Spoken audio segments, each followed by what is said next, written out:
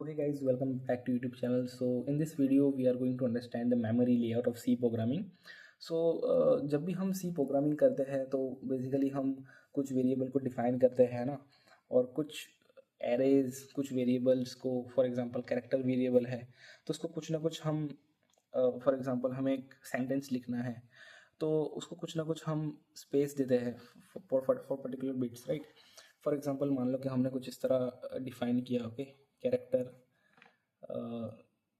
C है ना, that will be like for example 100. So this is how we define some space, okay.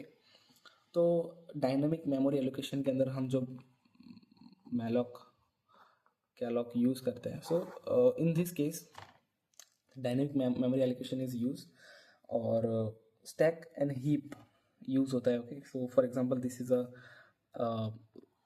it's a memory of the your memory of your controller, or you have like for example you are using the C language in your like laptop, so this is a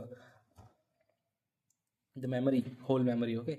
So stack grow downwards, stack नीचे की तरफ आता है और जो heap है वो ऊपर की तरफ चढ़ता है, okay. And this is a static memory allocation. Static memory allocation जिस तरह मैंने बताया यहाँ पे कि किसी चीज़ को हमने डिफाइन किया है ना, फॉर एग्जांपल कोई अनडिफाइन है ना, फिल विथ ज़ीरो और गार्बेज वैल्यू, ओके। अनडिफाइन है for example integer a, so this is a undefine, और ए की वैल्यू अभी कुछ ना कुछ गार्बेज होगी, okay, this will garbage value, और may be zero, okay. So this store in a .bss file, okay. And अगर हम इनिशियलाइज करते हैं for example int b equal to 0 और 10, sorry 10 will be good for understanding, okay. So ये जो होगा वो डॉट डेटा के अंदर सेव होगा बिकॉज डेटा है, राइट। और जो आपका जो कोड है, जो सिंटैक्स होगा वो डॉट रीड ओनली में होगा, तो it's dot bin file generate करेगा, लिंकर स्क्रिप्ट जनरेट करेगा यहाँ पे ना एल एस.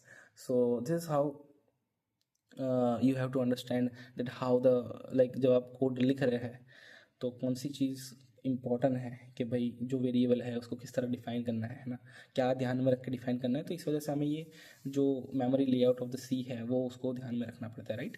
सो बेसिकली जो हमने स्टैक और हीप के अंदर जो डिफरेंस देखा वही है, स्टैक इज़ अ ऑटोमेटिक है ना, it's a variable return address है ना, ग्रो लोअर्स, जैसे कि ये जो integer B is equal to 10, integer A, character C, फिर फ्लोट डबल लॉन्ग, ये सारी चीज़ें हम जो डिफाइन करेंगे वो ऑटोमेटिक होगा, okay. This is grow lower return address है ना, जो भी कोई फंक्शन का रिटर्न एड्रेस होगा तो वो स्टैक के अंदर होगा, है ना। हीप के केस में क्या होगा, it's a dynamic allocation, malloc realloc, okay, grow highers, it's a grow higher, okay.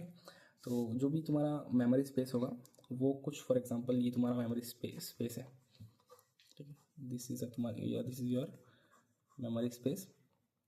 तो इतनी आप फॉर एग्जांपल आपने कुछ इतनी एड्रेसेस फिक्स कर दी पर्टिकुलर वेरिएबल के लिए, ओके। तो दैट्स अ डायनामिक। फिर आप उसको फ्री ये वाला यूज़ करके आप उस स्पेस को फ्री कर दीजिए, दैट्स डायनामिक।